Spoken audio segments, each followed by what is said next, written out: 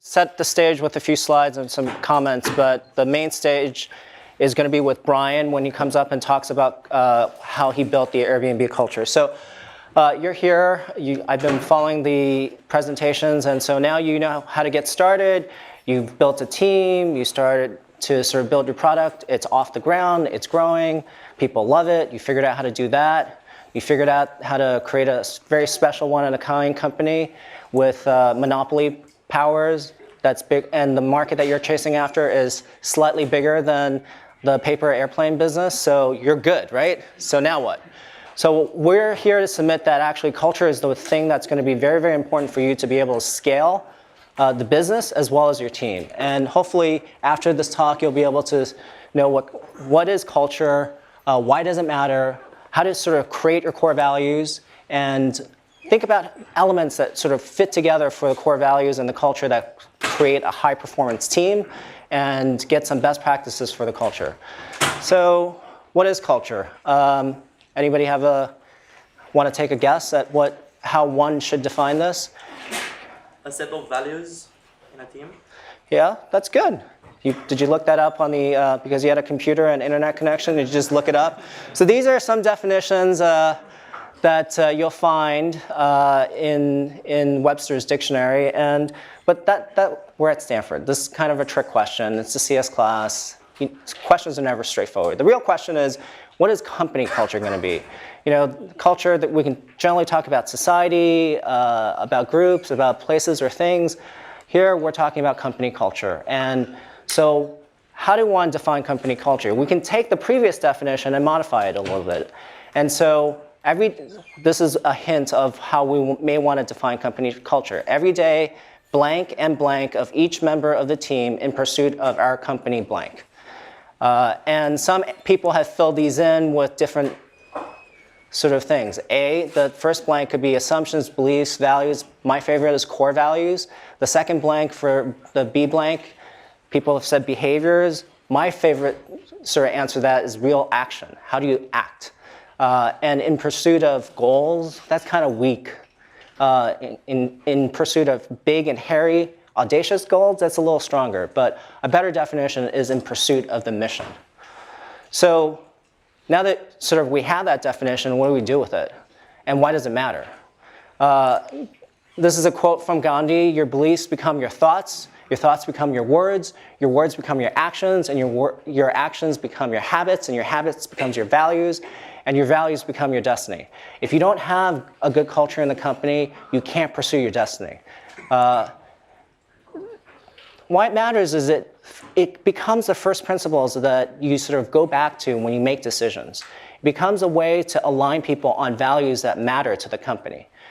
It provides a certain level of stability to fall back on, and it provides a level of trust that people can sort of trust each other with. It also gives you a list of things that you should be able to figure out what to do and what not to do. And the more important thing about that is what not to do. And then finally, the other thing that is important is it allows you to retain the right employees. There are people in this world that are not going to be a fit for your company, but if you have good, strong culture and good, strong core values, you'll know who you want to retain and who you do not want to retain. And if you take the first letter of those, it happens to help you move faster. Another reason, you're thinking that's like all mushy stuff. This is actually more scientific stuff. So here are indices from 1997 to 2003 of stock market index of companies in the S&P 500, in the Russell 3000, and then for the Fortune 100 best companies to work for. They survey all these companies out there, and they've picked out companies that they believe are the best companies to work for. And the stock market returns of those companies happen to be 11.08%, which is almost twice that of the other two indices. And so there's real power in companies that treat their employees well, where there's a lot of trust and where there's a lot of strong culture. So how do you sort of create a set of values and sort of define the culture, et cetera? We get asked that a lot. You've got to start with the leader of the company, the founder, and sort of ask yourself, what are the personal values that are most important to you? What are those things that are most important to the business? Who are the types of people you like working with, and what are their values? And through that, you sort of distill together what a set of values are. Then think about all the people that you've never liked working with. What values do they have? Think of that, the opposite of that, and maybe those should be considered values for your company. And finally, remember, the values have to support your mission. And if it doesn't support your mission, you're missing something. And then the last final checks are, they have to be credible and they have to be uniquely tied to your mission.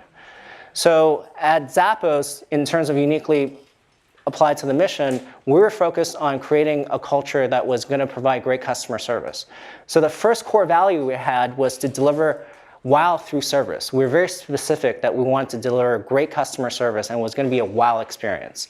And then below that, we wanted to sort of had a paragraph supporting that, talking about exactly what we mean by that. We wanted to support them, deliver wow through service, and support people such as our employees, our customers, and our brand partners, and our investors. In terms of the opposite thing, we generally didn't like working with arrogant people. So one of our core values at Zappos was to be humble. So those are two examples where we sort of created core values in a way that sort of became credible and uniquely tied to our mission. So you go through this process, you come up with a few core values. These might be some of them, whether it's honesty, integrity, service, teamwork, and there might be a list of, you might start with 3, you might end up with a list of 10, you might list of 30. It's a good start. And when Zappos went through this process, we started with we asked all the employees at the time what core values they want to identify with. We came up with 37. We sort of whittled that down to about 10. And it took a year to do this. That's a long time. And you might want to ask why. Well, if you just come up with the word honesty, I mean, give me a break. Everybody wants the culture to be honest. No, nobody's going to say, I want to be lied to every day. Service, what do you mean by service? There's got to be a lot more depth in this than that. And everybody talks about teamwork, but there's a difference in level of teamwork that you see in an intramural sports team versus a baseball team. And so how do you sort of dive deeper into teamwork? What are the things that don't work for a team? A lot of it has to do with communications. A lot of it has to do with things that people have studied. And you might want to go deeper into that. At Zappos, we thought about, well, there are a lot of smart people in this room. When they're fighting with each other and trying to figure out who's right and who's not, it's probably not the best use of time. And we wanted everybody to sort of riff off each other and help each other make any idea better. The result is that the company gets a better idea, not that any individual person is right. So we wanted to instill this idea that it's company first, then your department, then your team, then yourself. And how do you do that? You go a level deeper in that. There's a great sort of element of high-performing teams that I really like, which is this pyramid that was created by Patrick Lencioni, and he wrote this book, The 5 Dysfunctions of a Team. And the reason this is interesting, he talks about the breakdowns of a team. First of all, a lot of teams break down because they don't have any trust. Then, even if you had trust, why do you need trust? Well, then if you have trust, you can actually have debates and conflict and get to the right answer. If you don't have conflict and debate, people are it's the blind leading the blind. How do you know you actually got to the right answer before you sort of commit to something? So people are not actually willing to commit. They're afraid of committing. And so let's say you get to the next level and you are actually able to commit. Well, what goes wrong then? It's usually because people are not held accountable to things that they committed to. And if people are not held accountable to the things that they've committed to, then they can't get results. And I would submit to you, if you think about the company as a black box and results, whether it's financial, whether you produce a great product, or anything like that as the output, one of the major inputs is the culture of the company. So some other best practices we're going to actually talk about during Q&A, because I think this is going to blend into the conversation, is that you want to incorporate your mission to values. We've talked about that. Performance, you got to think harder, deeper, longer about your values than you might initially think you need to do. One of the things that I think a lot of companies don't actually do is they interview for technical fit or skill fit or competency in that realm, but they don't actually interview for the culture fit and whether someone will actually believe and follow the mission. I think that's a big, big no-no. Like, I think you can have the smartest engineer in the world, but if they don't believe in your mission, they're not going to pour their heart and soul into it. And that's one of the things that where if you actually sort of start thinking about culture from the interview process to performance reviews to making sure that it's a daily habit, you'll get a lot further with making a great culture. The final point on making a daily habit, I think culture, just like customer service or fitness, is like motherhood and apple pie. Everybody wants to provide great customer service. Every company wants to have a great culture. What they fail to do is make it a daily habit. You just can't be fit if you don't do it as a daily habit. Eventually you get out of shape, then you get fat, and then you're like, oh, I got to go on a crash diet to sort of get back into shape. That doesn't quite work. And the same is true with something like culture. So I think we checked all of these off, so we can go into Q&A with Brian. All right, cool. Can you move the chair? Right here? Yeah, it's good. All right, hello everybody. It's quiet in here, I'll be honest. No, it's much better. Now I feel a little less on edge. Nothing worse than like a room full of people really, really quiet staring at you, but now I feel better. Oh, I did it for 5-10 minutes. Yeah. You could bear for a little longer. Yes, exactly. So Brian, could you talk about how the process by which you came to understand the culture was important to Airbnb and in building the company? Yeah, so I think one of the things we realized is, so just to give you, I won't tell the full story of Airbnb, and some of you may know it, but the very short version of the story was that Airbnb wasn't meant to be like the company we were trying to start. I had quit my job. I was I was living in LA. One day I drove to San Francisco, became roommates with my friend from college. I went to Rhode Island School of Design, Joe Gebbia, and I had $1,000 at the bank, and the rent was $1,150. So that weekend, this international design conference was coming to San Francisco. All the hotels were sold out. We had this idea, let's just turn our house into a bed and breakfast for the conference. I didn't have any beds. Joe had 3 air beds. We pulled them out of the closet. We called it the Air Bed and Breakfast. That's how the company started. I probably told that story 10,000 times, by the way, some version of that story, and I didn't think I'd ever tell that a second time. When I remember growing up, I also went to college, and my parents were social workers, and they had kind of been nervous about me going to art school. They kind of worried that maybe I would like not get a job after college, which is I'm sure a lot of parents are worried about. So she said, make sure you promise me you get a job with health insurance. I ended up starting airbedandbreakfast.com was the original name, and she remember her telling me, I guess you never got that job with health insurance. The reason I say this though is this. Airbnb was never meant to be the big idea. It was meant to be the thing to pay the rent so we could think of the big idea. And along the way, by solving our own problem, it became the big idea. So alongside that, and I'm not going to talk about like kind of how we built the product. That's probably another conversation that some other people are talking about. You have to build a team and a great company. And in the early days, we had 3 co-founders, Joe, Nate, and myself. And I kind of think of one of the reasons we're successful was I was really lucky. And I don't think I was really lucky because we came up with the idea of Airbnb. And I don't think we were really lucky that we became successful once we had the team. I think we could have come up with a lot of ideas and been somewhat successful. I think I was lucky because I found 2 great people that I wanted to start a company with, people I admired that almost intimidated me how talented, how smart they were.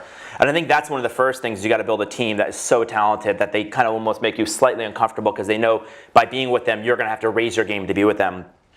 And then when we were working together in the early days, this is like 2008, the first thing is we were like a family. You think about founders are like parents and the company's a child. And the child will manifest in many ways behaviors that parents have between the relationship. If the parents are dysfunctional, they're not working together, then the child is going to be frankly pretty fucked up. And so you don't want that.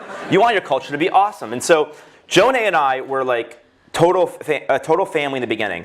We worked 18 hours a day, 7 days a week. I remember when we were Y Combinator, we like worked together, we like ate food together, we like even went to the gym together. We may as well have gotten jumpsuits, we didn't go that far. But we were like, it was like we were a mission. I felt like we were like a special forces or something. And we had this like amazing shared way of doing things with amazing accountability. And then we realized that was like the DNA of the company. And then we started thinking, at some point you go from building the product to phase 2, which is building the company that builds the product. And so a lot of the talk is about how do you build a product, how do you get product market fit. Once people start doing that, now you've got to build a company. And it doesn't matter how great your original product or idea is. If you can't build a great company, then your product will not endure. And so we thought about this, and one of the things we realized is we want to build a company for the long term. The last thing I want is to build something. I mean, think about it this way. If your company is like your child, a parent wants this child to outlive him or her. It would be a tragedy to outlive your child. It would also, I felt, like be a tragedy for us to outlive our company and just watch it rise and fall. We didn't want that. We wanted a company that would endure. And so to do that, we started noticing companies have something in common. Companies that were around for a really long time had a clear mission. And they had a clear sense of values. They had a shared way of doing something that was unique to them and was really, really special. And so then Joe and I, when we were 3 people, decided to look around companies. I noticed Apple, Steve Jobs talked about his core value was that he believed people with passion could change the world. And he said our products changed, but our value never had. And we learned about Amazon, we learned about Nike, we learned about companies in the early days. You can even use this to talk about organizations. Even like a founding of a nation has a strong values and a declaration, then the country might endure longer. And so we started realizing like we need to have intention. Culture needs to be designed. And that's kind of how we got connected is because when we were funded by Sequoia, Alfred Lin had just joined from Zappos Sequoia. And I was told Zappos had an amazing culture, and we went to Las Vegas and met up with Tony, and we learned about it. And so what did you learn? Well, you guys were crazy. The thing we learned, and we were 3 people, was you need to have, if culture is a shared way of doing things, there's really 2 parts. One is behaviors, and those can kind of change, and maybe 50 years from now, there will be rituals and behaviors that will change, be different. But there have to be some things that never change, some principles, some ideas that endure, that make you, you. And I think of core values as integrity, honesty. Those aren't core values because they're values everyone should have. They're like integrity values. But there have to be like 3, 5, 6 things that are unique to you. And you could probably think about this in your life. What is different about you than every single other person? If you could only tell somebody 3 or 4 things, what do you want them to know about you? And we realized that when Zappos was 100 employees, they wrote down these 9 core, is it 9? 10 core values. And the only thing I learned from Tony is he said, I wish I didn't wait till I was 100 employees to write down our core values. So I think I was talking to Sam, he says he thinks we're one of the only companies that wrote our core values down before we hired anyone. How long did it take you to hire your first employee? So our first employee was our first engineer, and I think we looked for him for 4 or 5 months, and I probably looked through thousands of people and interviewed hundreds of people. And by then, when you hired when did you write it? Did you write it on day 1, or it was in month 3? I think we started working on it around the time of Y Combinator, which would have been January 2009. And it was probably a process that evolved over the course of 6 to 7 months. We finished Y Combinator in April 2009. I think we hired our first engineer in July, something like that. So it's probably like 6 months. And some people ask, like, why did you spend so much time on like hiring your first engineer? And here's what we thought about it. I kind of felt like your first engineer was like bringing in DNA to your company. This person was gonna there were gonna be, if we were successful, there were gonna be 1,000 people just like him or her in the company. And so it wasn't a matter of like getting somebody to build the next 3 features that we needed to ship for our users. There was something much more long-term and much more enduring, which was, do I want to work with 100 or 1,000 more people like this? Now you want diversity, but you want diversity of like beliefs, you want diversity of like backgrounds, age. You don't want diversity of values. You want a very, very homogenous beliefs, and that's the one thing that shouldn't be diverse. So what are Airbnb's values? So we have 6 core values. I'll maybe talk about 3 of them. Okay. So our first core value we talk about is champion the mission. And what it really means is that we want to hire people that are here for our mission. We don't want people here because they think we've got a great valuation, they like our office design, they need a job, or they think it's hot. We want people to be here for the one thing that will never change, and that's our mission. And just to tell you a quick story about our mission, Airbnb, a lot of people describe it as a way to book a room or book a house and you travel around the world. And that's what we do. But that's not at all why we do it. And to answer the question of like what our mission is, I'll just tell you a quick story. And this, I think, describes it. early 2012, I met a host named Sebastian. So we do these meetups around the world where we meet with hosts. And I meet this host named Sebastian. He's probably like late 50s. He lives in North London. And Sebastian looks at me and he says, Brian, there's this word you never use in your website. And I said, what's that word? He said, that word is friendship. I would love to tell you the story about friendship. And I said, okay, tell me the story about friendship. He said, 6 months ago, the London riots broke out outside my home, and I was very scared. And the next day, my mom called me to make sure I was okay. And he said, yeah, Mom, I'm okay. And she goes, what about the house? And he says, well, yeah, the house is okay as well. And he said, here's the interesting thing. Between the time the riots broke out and the time my mom called me was a 24-hour window of time. And in that period of time, he said, 7 of my previous Airbnb guests called me just to make sure I was okay. He said, think about that. 7 of my guests called me before my own mother did. I don't know what that says about our guester's mother more, but but in this summer, on a typical night or a peak night, we would have 425,000 people staying in homes and living together, and they were coming from 190 countries in the world, which is every country but North Korea, Iran, Syria, and Cuba. So when you hear that story, at our core, what we're about, that's much more than just booking a room or traveling.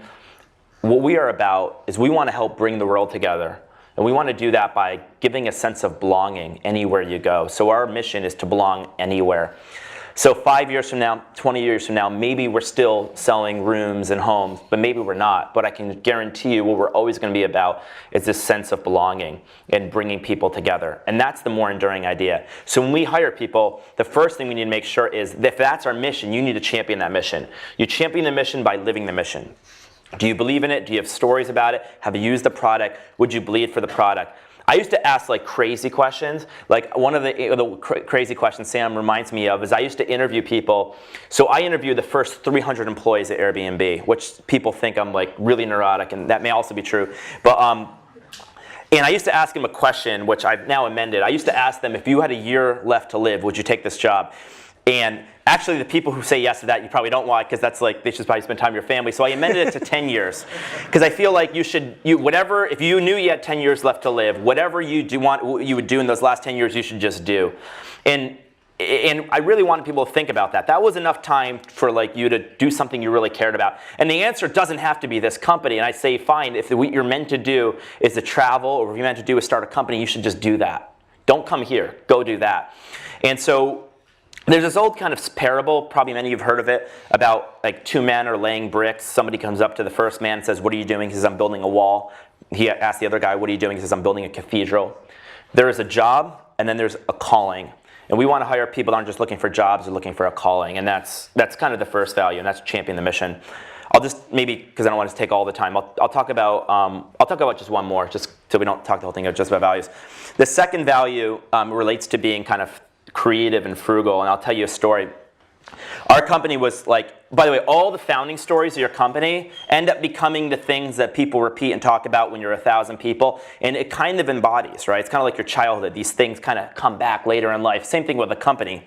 So Airbnb, I think Mark and Jason actually said in the last talk that was like the worst idea that ever worked.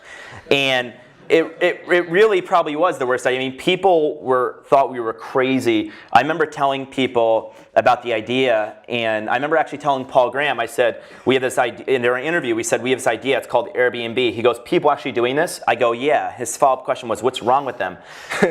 So I knew the interview wasn't going well.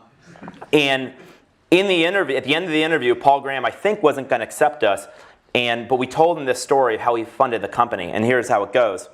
We were introduced, Michael Seibel, who I think is a partner of Y Combinator, a lot of people know, introduced me and Joe to like 15 investors in the Valley, including some of the ones that have been here. And all of them like said no to the company. They could have bought 10% of the company for like $100,000, $150,000. They all said no. They thought it was a crazy idea. No one would ever stay in someone's home. So we ended up just funding the company with credit cards. And you know those binders kids used to put baseball cards in? So we put credit cards in those because we had to put them all somewhere. That's how many credit cards we had. And we were completely in debt. And in the fall of 2008, we provided housing for the Democratic and Republican National Convention. And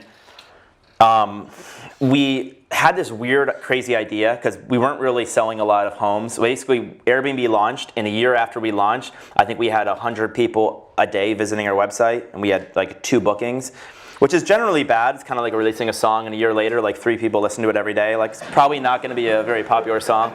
So, but I believed in it, and Joe and Nate believed in it. But and so we were completely in debt. We don't know what to do.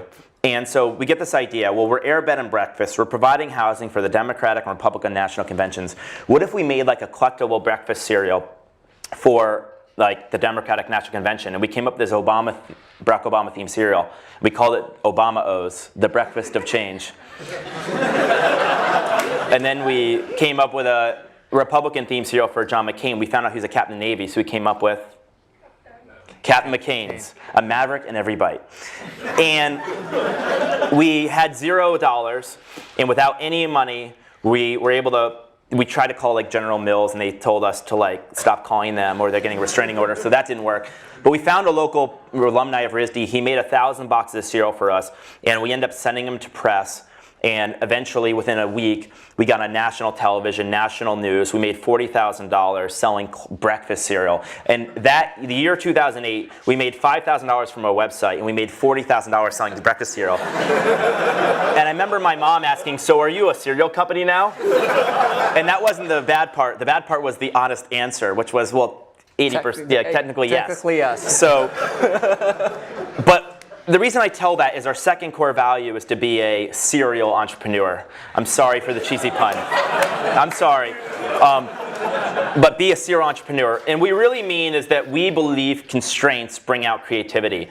And when you raise like $800 million, suddenly all that scrappiness, it's easier to lose that scrappiness. It's easier for people to tell you, you know, I just need like this $50,000 contract, or I need this, or I need that. And whenever somebody is just being a little bit not like frugal and not being creative, or they tell me they can't do something, I'll just take a box of cereal, and like even just the suggestion of Obama knows they need to be scrappy and frugal. And so again, a lot of the founding DNA of your company becomes these values, these principles. And so everyone knows if you don't give a crap, you shouldn't be here. And it doesn't mean you have to give a crap, it just means you have to be here. And you also have to be creative. It'd be like kind of like an entrepreneur that's super scrappy. And these are some of the values we learned. Cool. So you guys should start thinking about questions. We're going to open it up to questions from the audience, but I have a few more questions for you. So this all sounds nice. The stories are great. People here are a pretty skeptical group. It's a CS department class, probably left brain focused. This feels like a softy kind of right brain focused. I'm a total kind of softy, thing. sorry. But how has having a strong culture helped you make important, tough decisions? Well, I think that so here's the thing about culture. There's 3 things they never tell you about culture. The first thing is they never tell you anything. In other words, no one ever talks about culture, and no one ever tells you need to have strong culture. And so, like, there's tons of articles about building a great product. There's tons of articles about like growth and adoption, and there's very few things about culture. It's this like mystical thing that's like kind of soft and fuzzy. That's the first problem. The second problem is it's hard to measure, and things that are hard to measure often get discounted. And these are like 2 really hard things. But the third thing is the biggest problem. The biggest problem with culture is it doesn't pay off in the short term. In fact, if you wanted to, in 1 year, build a company and sell it as quickly as possible, the number 1 piece of advice I give you is fuck up the culture, forget about it, just hire people quickly. Culture makes you hire really slowly and makes you be deliberate about decisions that in the near term can slow progress. It's kind of like putting an investment into the company short term. And so these are the things people never tell you. So it's really about building a company for the long term and to endure. Now, some of the things about culture, the first thing is you need to like be very clear about like what's unique to you that you stand for. Once you do that, you need to make sure you hire people that believe in that. And so we interviewed hundreds of people. You need to make sure that you hire and fire based on the ideas, these values. And you know, one of the things we do is we constantly repeat over and over again. So we interview, like when we interview, we want to make sure they're world class and they fit the culture. So the first thing I used to ask people, I had at the end of an interview sheet, is if you could hire this is a functional question. If you could hire anybody in the world, would you hire the person sitting across from you? And if our vision is to become like the best in the world at what we do, why aren't we hiring the very best in the world? So every single person is meant to hire a person better than the previous people. You're constantly raising the bar. You're constantly hiring world-class people. Then we have separate people called core values interviewers who aren't in the function. So if you're an engineer, the core values interviewers are never engineers because we don't want them to be biased and say, oh, I know how good they are. And they interview just for values to make sure that people care about the same thing. And we've said no to a lot of really great people because we just didn't feel right about them being with us long term. So that's one of the things. I also think that maybe some other examples of when we kind of had hard decisions. I've had a kind of in mid 2011, we had this. So we were mostly in the United States, and we had this internet clone funded by these guys called the Samwer brothers. I don't know if anyone heard about these Samwer brothers. They basically they clone Rocket Internet. They just went public, and they basically copy American websites quickly, and they try to sell it back to you. And if you don't, then they just try to. So it's kind of like putting a gun to your head. And so. And they had basically done this to Groupon. Groupon at this point was like the fastest growing company in the world ever. Fastest company to $1 billion in revenue. And then they stopped doing Groupon. This is when Groupon's on top of the world. And they cloned us. And we had 40 employees. We had raised $7 million. They cloned us. And they raised $90 million. And in 30 days, they hired 400 people.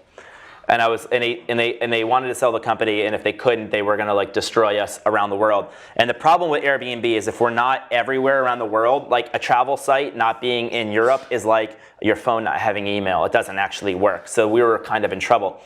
And we had this conversation, and there was the pragmatic decision of should we acquire them, and then there was the like kind of values decision. The pragmatic one should probably have said buy them because you can't risk losing international, so just guarantee you're going to get international. But we ended up not buying them.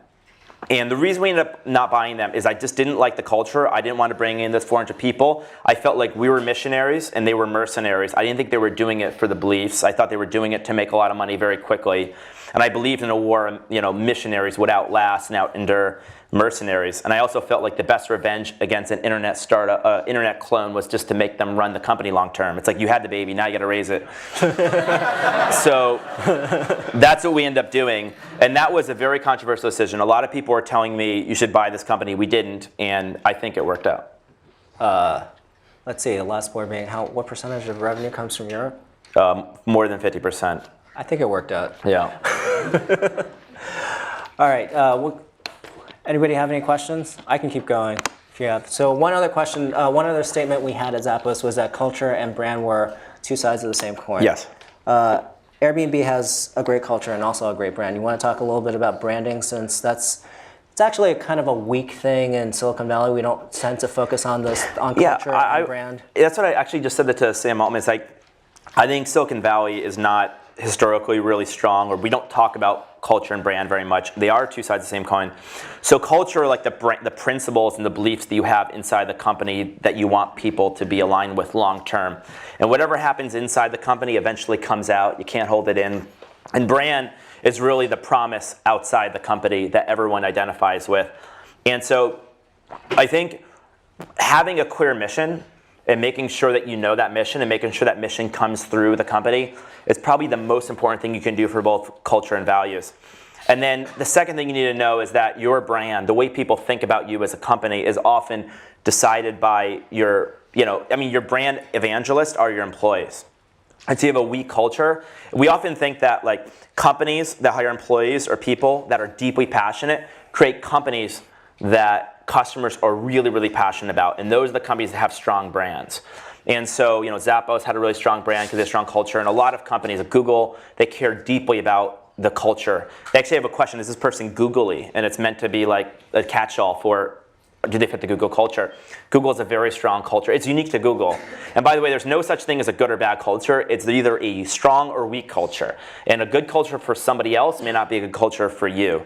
So I think brand is incredibly important as well. And brand is really the connection of you with your customers. And so if you have an incredibly strong culture, there could be a whole talk on brand, but if you have a really strong culture, then the brand will come through. The final thing to say about brand is, a lot of people, when they talk about their brand, they talk about what they sell. So if you're Apple, one way of doing it is to say, we sell computers, and like our new screens are like larger and it's faster, and they talk about bits and bytes. And I remember Steve Jobs had this really important talk where he says, the way to win, this is 1997 when he first came back, wasn't to talk about bits and bytes. The way to win is to talk about what we value. In our core values, we believe people with passion can change the world. And that was how he introduced the Think Different campaign. And so Apple, before they had this huge renaissance, which became the most valuable company in the world, they did the Think Different campaign, which is basically saying, this is what we believe in. And if you buy an Apple computer, you're also saying, I believe in this too. And there has to be, I think, a deeper core belief, and if that doesn't happen, you're a utility, and the utilities get sold at commodity prices. Go ahead. How did you know how to communicate this at the beginning? The question is, how do you know how to communicate this to the company, the culture, or the core value, or to the employees, Outside world. to the outside world? The culture, the values, the brand. How to communicate what Airbnb does and how it's a good idea. Well, so the question is, how do we communicate what Airbnb does early in the days? Well, we learned a lot, because in the early days, we communicate like a utility. We actually said Airbnb is a cheap, affordable alternative to hotels. And we had a tagline of forget hotels, save money with Airbnb.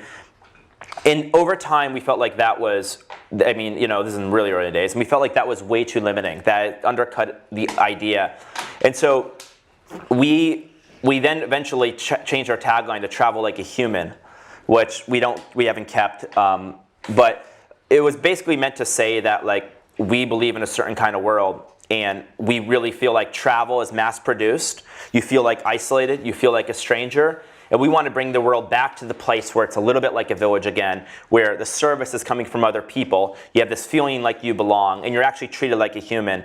No matter how successful you are in life, often traveling will remind you you're not that successful. Go through TSA, stay in a typical hotel. Sometimes you'll have some problems. And so we really want to make people feel special. And this was kind of some of the stuff we did in the early days, and we did a lot of storytelling. I mean, I've probably told the story of Airbnb like 10,000 times, and this is something that's kind of related to culture, but somebody asked me the other day, like, what's the job of a CEO? And there's a number of things a CEO does, but what you mostly do is articulate the vision. So you articulate the vision, you got to develop a strategy, and you got to hire people to fit the culture. If you do those three things, you basically have a company. And that company will hopefully be successful if you have the right vision, the right strategy, and good people. So what we end up doing is articulating the vision over and over and over again. Whether you're hiring people or recruiting them, talking to investors to raise money, doing PR interviews, if you're speaking at a class, you're always reinforcing the values. You're doing it in an email through a customer. And so you just do it thousands of times. And if you do something thousands of times, it will change and get better every time. And so it just kind of evolved. Yeah. So the users are interacting with the host. So how do you ensure that the hosts are reinforcing the culture of Airbnb? Very, very good question. How do we make sure the hosts are reinforcing the culture of Airbnb? So when the answer to that is we do a pretty good job, but not yet an amazing job at it. When we first started Airbnb, I kind of took the Craig Newmark school of thought. Craig Newmark's the founder of Craigslist, and I said anybody should be able to use Airbnb. You didn't have to apply. If you wanted to rent your place, you could rent your place. And it turned out that many of the people believed in our values because we talked about it and we attracted them. But there were people who rented on Airbnb not because they believed in the values, but because they realized they can make a lot of money renting their home. And not everyone really was a great culture fit. And these people actually did cause us a lot of problems. So that was actually a bit of a lesson for me. And I didn't think our host it didn't really occur to me in the early days the host had to completely fit the values. Now we met them, we attract people like us. And so over time we've realized hosts are partners. And so they need to believe in the same values we do. And so now we have a program called the Superhost program where they have to demonstrate values to reach this kind of badge, which gets them kind of priority customer support and distribution. We are having this a host convention where we bring all the hosts in. We're going to be talking about and reinforcing the values. So the answer is we were really late, but we now do it by reinforcing it every step of the way. Go ahead. Ryan, Airbnb has made some great contributions to the open source community. Do you have any thoughts on how that contributes to the culture on your development team? Yeah, I mean, I think just in general, and it may be maybe related to two things about Airbnb. We tend to be a pretty open culture, just in general. We communicate a lot, and we generally believe in the idea of like a shared world where people are giving back and contributing, making communities and industries stronger. So. And just my one philosophy on communication is we basically communicate and talk about everything internally except for things that relate to employee or customer privacy. So if it doesn't relate to those two things, we'll basically talk about it. As far as open source culture and engineering, we wanted to make sure that we had a really strong identification of the team. And so we really felt like a lot of source code shouldn't be, we felt like every company needs a moat, some kind of moat that protects you from your competition. We thought some technology would be, but we also felt like we wanted to be able to give back from a technology standpoint.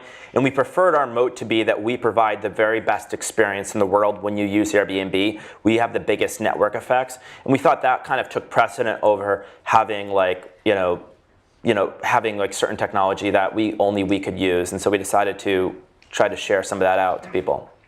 And I think it does, it does relate to the values. Now, one other thing is I never one day recommended, this is hopefully, if you have a strong culture, like I didn't recommend we do any of that. We hired engineers that we felt like fit the values, and it just independently occurred to them they should do that. They felt like that was the right thing to do. All the way in the back. You talked about how during the conventions you didn't have any money and only a couple people visited your site. What did you do to increase the number of users that came to your site? How did you scale that up? So the question was, Brian had talked about there weren't that many visitors to the site when they were trying to sort of get off the ground. How did they get users to the site? So this is actually not about culture, but I'll answer anyway. A lot of people, so the best advice, this is not even a culture question, but the best advice I ever got was probably from Paul Graham.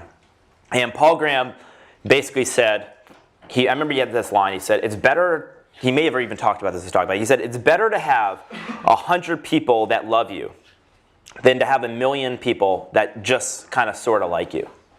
It's literally better to have 100 people love you. And the reason why is if you have 1 million customers or 1 million users and they just kind of don't care about you, but they kind of use your app and you're okay, to get them to care is a really, really hard thing. In fact, I don't know how to get 1 million people to all of a sudden care. But what I do know is if you get 100 people that love you, those people, if they feel incredibly passionate, each of them will tell 100 people. And in fact, all movements typically start, or companies or ideas that are really powerful, start with just 100 people. So the reason this is so critical is he gave us another lesson, which is if all you need to do is get 100 people to love you, then what you need to do is things that don't scale. So it's hard to, if you have 1 million people, you can't meet all of them, but you can meet 100 people. You can spend time with them. And so that's exactly what we did. Joe and I, we would go door to door in New York City or in Denver, where the Democratic National Convention was, literally meeting with, staying with, and living with our users. I used to joke that when you buy an iPhone, Steve Jobs didn't come and sleep on your couch, but I did. And that was really critical, living with your users. And by living with our users and spending time with them, all we had to do was give them enough time, attention, and get them to get the point where they were deeply passionate. And if you work backwards from 100 people, or even one person, without even technology, imagine what would be an amazing experience for just this one person, and walk through the journey from the time they whatever your service is, right? And make it perfect for that one person. Once you make a service perfect for one person, it's actually really easy to make almost anything perfect for a person. It's not actually that hard. The hard thing is then how do we scale this to millions of people? Where everyone gets in trouble is they try to solve both at the same time. So the first thing we do is get the perfect experience for one person. We went door to door to do this. We won over their love. And then we use a separate kind of part of our brain to imagine, now how will we achieve that at scale? And I'll give you one example before I stop talking about this. Right now on Airbnb, you can, if you put your home on Airbnb, you can click a button and it kind of works like Uber. And we did this before Uber. A professional photographer comes to your house and they'll photograph your homes for free. We have 5,000 photographers around the world, and we photographed hundreds of thousands of homes. So it's probably one of the largest on-demand photography networks, if there was such a thing. I guess probably the only one, but in the world. And that started with Joe and I we were staying with this one host in New York City, and her house is amazing, but her photos were terrible. And we said, why don't you just put up better photos? And this is before iPhones had great cameras. This is 2008. And she said, well, I can't figure out how to get photos from this camera onto this computer. She wasn't very technically savvy. And she said, well, we'll just take photos for you. Or actually I said, what if you could press a button and somebody just showed up at your door and took professional photographs? She said, that'd be magic. So next day I knocked on her door and said, I'm here. And I photographed her home.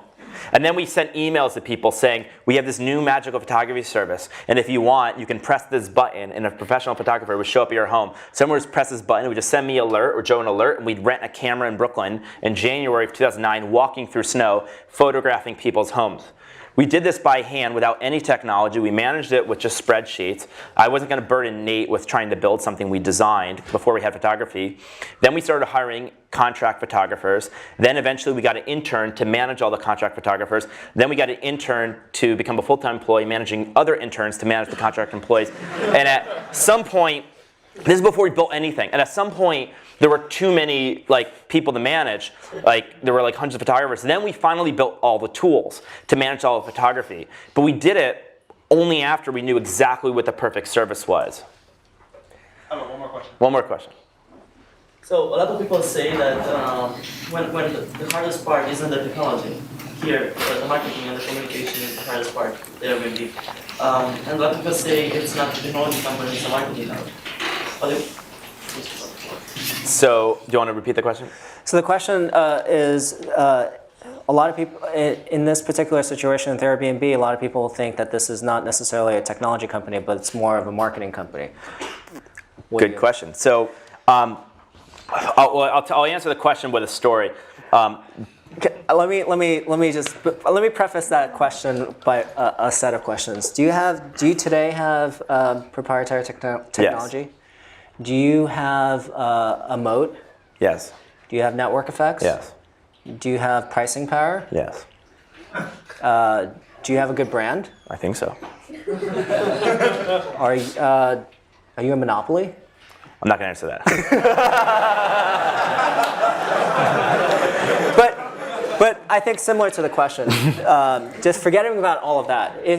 Companies that have network effects and sort of get off the ground, Yeah. the flywheel is going. Yeah. People just think that you're lucky. Yeah, and let me. everything's just going. It's a totally fair question, and people have said it, so I want to answer it. Guy that runs Sequoia Capital now, his name is Doug Leone. Yeah. One day, I think it's a year and a half ago, Doug Leone says, your job sucks. And I was like, what the hell does that mean? This is you've got the worst job of any CEO in my portfolio. And I said, tell me why. And this is what he said. He says, well, here's how I think about it. First of all, you're a technology company. And he thought we were a technology company. I would say, at our heart, in many ways, we are a technology company. And so you have all the challenges of all my other portfolio companies. But beyond that, you are in 190 countries. And so you have to figure out how to be international. We have to hire people in countries all over the world. We're literally in every country in the world but North Korea, Iran, Syria, and Cuba. You're basically a payments company. We handle billions of dollars through our system every year, and we had to get money transmission license to the state of California. So we actually are a payments company. We have serious fraud and risk to warrant, and needs to be locked down like Fort Knox. But he said that's usually where companies end. But you've got to worry about all this other crap. And he says trust and safety. We have 425,000 people staying in other people's beds in their sheets. Think about a woman from Texas staying in the Middle East, or vice versa. The cultural conflicts that could happen and misunderstandings. And you have 425,000 people a night. It's like being the mayor of Oakland. Now imagine if you're the mayor of Oakland, all the things happen in Oakland tonight. So you've got trust and safety. Now we have regulatory problems. We are in 34,000 cities. Every city has a different law, different rules, and many of them are written in a different century before you had any of this technology. And so you've got to deal with that. Then you've got issues like search and discovery. So Google's got its brand about being really important about search. The thing about search, though, is usually if I have a question, Google could give me 40,000 results, but it's probably clear that there's one or two best options for everybody. So if I want to know a question to an answer, there's usually one best answer. We have 40,000 homes in Paris. There is no best home in Paris for anybody in this room. So we have to be really, really great at matching people and technology. We have to be a company that's just, another example, Facebook, for example, is a digital product. Their product is their website. Our product are these experiences you have in the real world. So we're not just an online product, we have to be an offline product, and we need to transition from when you're in your app through cities. And these are just some of the examples why technology, design. So basically the long and the short of it is we have to be world class at technology, we have to be world class at design, we have to be world class at branding because we've got to convince people this isn't crazy, you're not going to die when you use it. We have to convince governments this is good for your neighborhood. What happens if the internet moves into your neighborhood? That's what people call it. It's a good thing, hopefully. And you've got to make sure trust and safety is really world class, that we handle all these payments, not have problems with risk. And I can kind of go through. And this is not even to do with culture. I didn't even mention culture. So that's how I describe it. As like, I think great companies or companies are probably really strong at everything. But we try to hire the very best engineers and technical talent in the world. And I definitely don't see us as a marketing company. Thank you. Thank you, guys. All right. Thank you, sir. That was awesome. Amen.